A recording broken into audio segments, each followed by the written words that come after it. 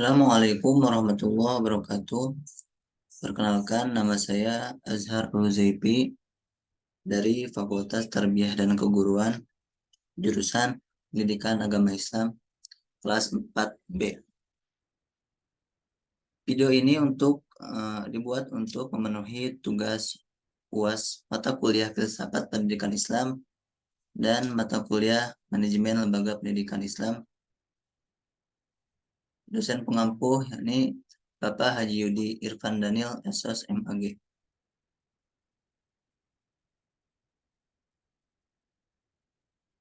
Di sini saya akan menjawab pertanyaan-pertanyaan tentang filsafat pendidikan Islam dan manajemen lembaga pendidikan Islam. Soal yang pertama adalah manfaat mempelajari filsafat pendidikan Islam. Yang pertama eh, adalah memperdalam pemahaman tentang Islam. Mempelajari filsafat pendidikan Islam membantu dalam memahami konsep-konsep dasar pendidikan Islam, tujuan pendidikan Islam dari sudut pandangan Islam, dan prinsip-prinsip agama lainnya.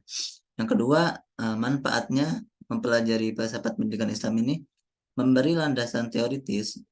Studi dalam filsafat pendidikan Islam memberikan landasan teoritis yang kokoh untuk memahami esensi pendidikan Islam yang memungkinkan pembuatan strategi pendidikan yang sesuai dengan prinsip-prinsip Islam. Yang ketiga, ada memperoleh wawasan tentang isu-isu kontemporer. Ini filsafat pendidikan Islam membantu memahami isu-isu pendidikan kontemporer yang berkaitan dengan Islam seperti penerapan teknologi dalam pendidikan, tantangan pendidikan dalam masyarakat multikultural, dan peran pendidikan dalam mengatasi masalah sosial.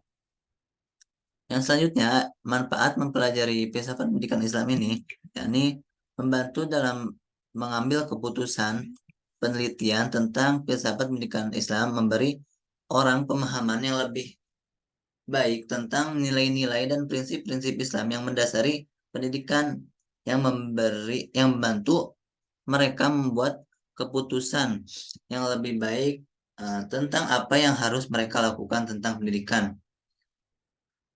Nah, selanjutnya ada pentingnya mengkaji pentingnya mengkaji filsafat pendidikan Islam. Penting bagi saya untuk mengkaji filsafat pendidikan Islam ini. Yang pertama ada memahami tujuan pendidikan dalam Islam. Filsafat pendidikan Islam membantu dalam memahami tujuan utama pendidik dari sudut pandangan Islam. Ini melibatkan pemahaman yang mendalam tentang cara Islam melihat tujuan pendidikan sebagai pembentukan karakter, peningkatan spiritual, pemahaman yang lebih mendalam tentang agama, dan hasil yang bermanfaat bagi masyarakat. Nah, yang kedua ada mengintegrasikan nilai-nilai Islam dalam pendidikan. Studi dalam filsafat pendidikan Islam memungkinkan pengintegrasian nilai-nilai Islam dalam seluruh aspek pendidikan, termasuk perencanaan kurikulum, metode pengajaran, evaluasi, dan pengelolaan institusi pendidikan. Nah, mengapa penting disebut penting dalam mengkaji filsafat pendidikan Islam ini, yakni agar si pendidik itu mengetahui perencanaan kurikulum, metode pengajaran, evaluasi pembelajaran, dan mengelola institusi pendidikan Islam itu sendiri. Selanjutnya ada menyikapi tantangan zaman modern.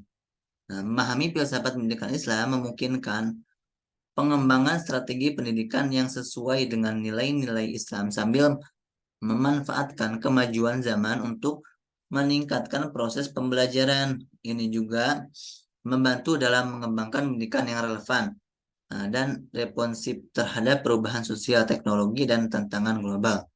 Nah, untuk meningkatkan kualitas pendidikan itu yang berlandaskan pada prinsip-prinsip Islam, mempelajari filsafat pendidikan Islam memungkinkan kita untuk memperluas pemahaman kita tentang tujuan pendidikan Islam tuh apa sih gitu. Mengintegrasikan nilai-nilai Islam dalam pendidikan. Mengembangkan pendidikan yang holistik menghadapi tantangan zaman modern dan memperoleh dasar teoritis yang solid. Nah, di sini ada pengertian filsafat pendidikan Islam. Apa sih pengertian dari filsafat pendidikan Islam itu?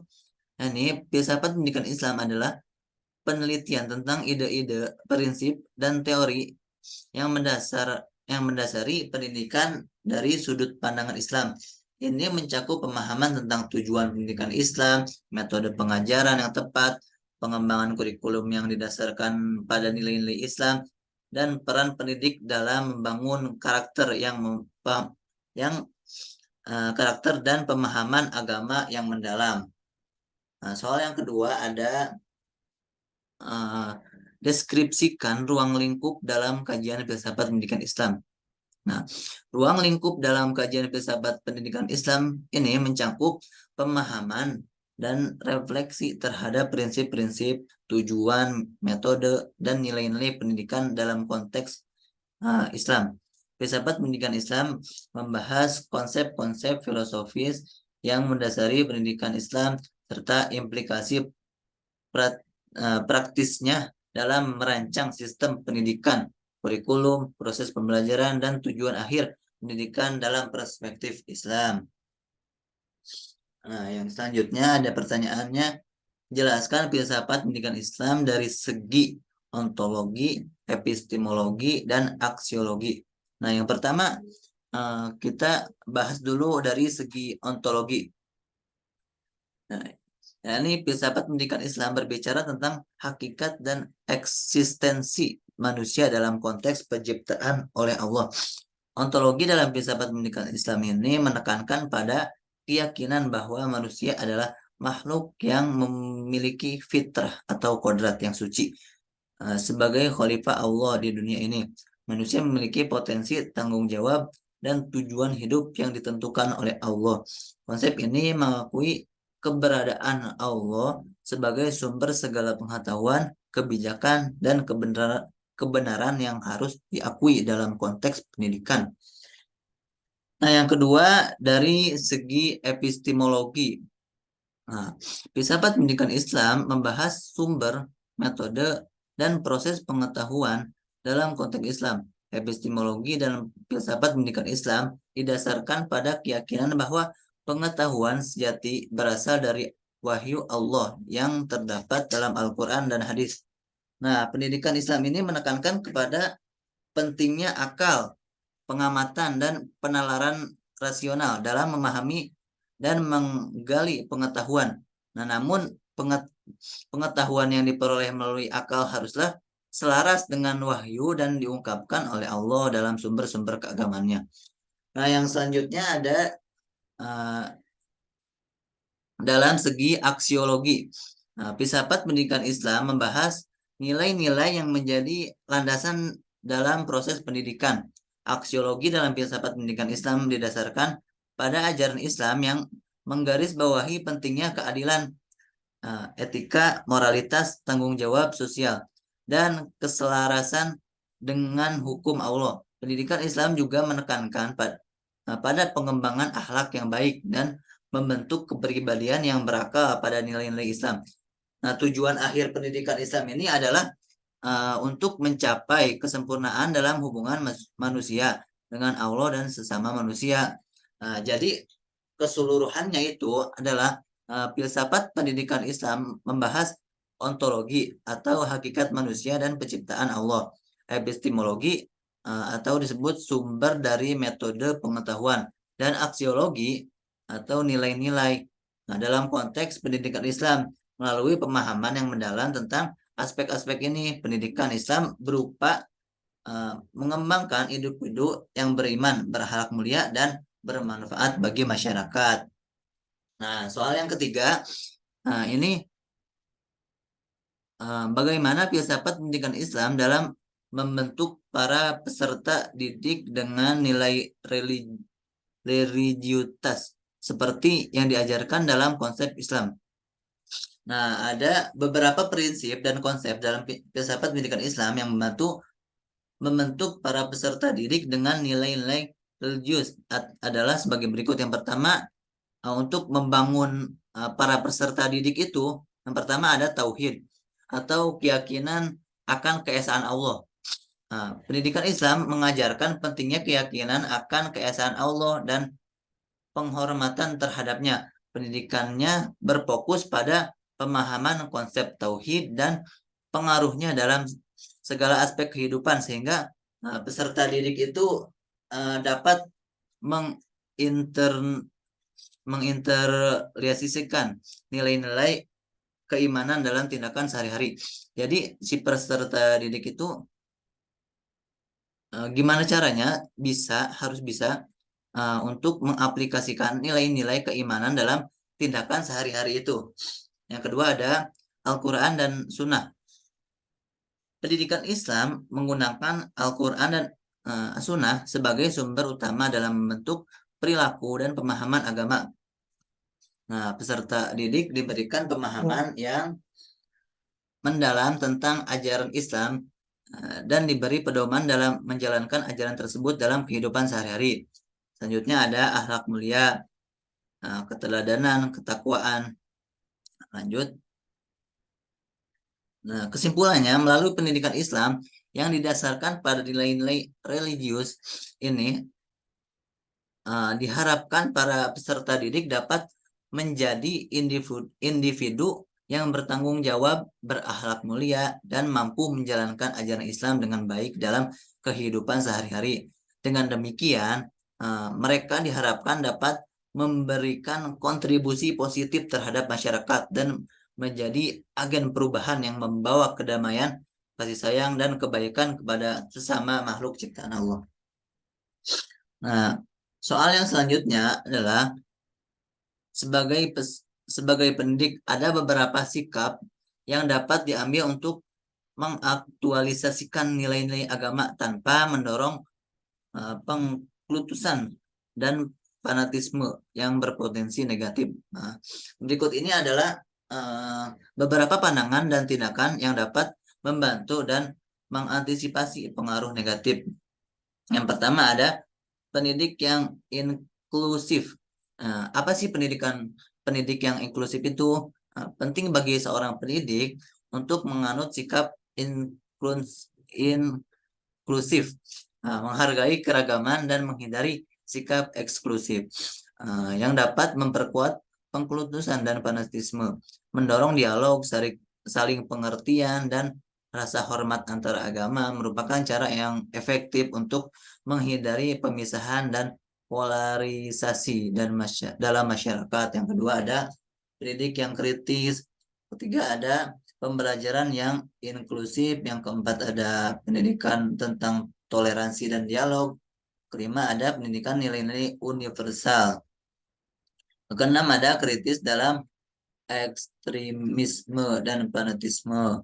Nah, kesimpulannya itu adalah dalam mengaktualisasikan nilai-nilai agama, pendidik memiliki tanggung jawab untuk mendorong pemahaman yang mendalam, dialog antar agama, dan penghargaan terhadap keragaman.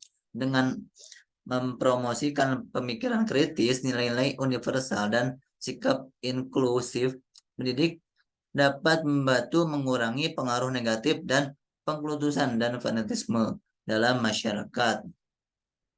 Soal yang kelima ini, dalam menghadapi tantangan zaman seperti ini, seorang pendidik memiliki peran yang sangat penting dalam membentuk sikap dan nilai-nilai moral pada generasi muda. Nah, berikut adalah beberapa hal yang dapat menjadi acuan dalam menghadapi situasi tersebut. Nah, yang pertama ada mengintegrasikan nilai-nilai moral dalam pembelajaran. Seorang pendidik dapat mengajarkan nilai-nilai moral dan ajaran agama secara terintegrasi dalam materi pembelajaran. Misalnya, seorang pendidik membahas tentang pentingnya integrasi, kejujuran, dan tanggung jawab dalam mata pelajaran yang relevan dalam kehidupan sehari-hari. Yang kedua, memperkuat pembinaan karakter. Nah, gimana sih memperkuat pembinaan karakter ini? Jadi, si pendidik itu harus aktif dalam membina karakter siswa dengan memberi contoh yang baik dan membangun hubungan yang kuat antara siswa dengan nilai-nilai moral. Hal ini dapat dilakukan melalui kegiatan ekstrakurikuler, diskusi kelompok, dan pelatihan kepemimpinan. Selanjutnya ada menggunakan pendekatan yang relevan dan inspiratif. Nah, pendekatan yang menggabungkan pembelajaran yang menarik ini, praktis dan relevan dengan kehidupan sehari-hari dapat membantu meningkatkan minat dan motivasi siswa dalam mempelajari nilai-nilai moral. Pendekatan ini dapat melibatkan cerita inspiratif, studi kasus, dan diskusi terbuka. Yang selanjutnya ada mendorong refleksi dan dialog. Ini ada kolaborasi dengan orang tua dan komunitas.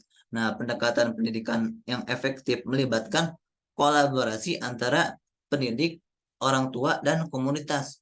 Melalui kerjasama ini, nah, pendidik dapat menguatkan pesan-pesan moral yang diajarkan di sekolah dan memperluas pengaruh positif ke dalam kehidupan siswa di luar lingkungan sekolah. Nah, jadi kesimpulannya, dalam menghadapi kesulitan dalam kehidupan sosial yang membuat masyarakat cenderung mengabaikan moralitas dan ajaran agama, seorang pendidik ini harus bertindak sebagai contoh yang baik dan memberikan pemahaman yang mendalam tentang pentingnya nilai-nilai moral dan agama dalam menghadapi krisis dan resesi. Dengan pendekatan yang tepat, pendidik ini dapat membantu membangun generasi yang tangguh secara moral dan mampu menghadapi tantangan zaman. Nah, yang selanjutnya ada soal nomor 6. Nah, dalam Islam, alam semesta dianggap sebagai ciptaan Allah yang indah dan bernilai. Manusia sebagai khalifah di bumi bertanggung jawab untuk memelihara dan menjaga alam semesta ini. Nah, Islam menganjurkan pendekatan yang seimbang antara pemanfaatan alam dan pelestariannya dengan menghindari eksploitasi berlebihan yang dapat berdampak negatif bagi kehidupan manusia dan lingkungan. Nah, melalui jalur pendidikan Islam, Islam mendorong kesadaran dan tanggung jawab terhadap alam semesta. Pendidikan Islam mengajarkan nilai-nilai lingkungan, pemeliharaan alam, dan kesadaran ekologi kepada umat muslim.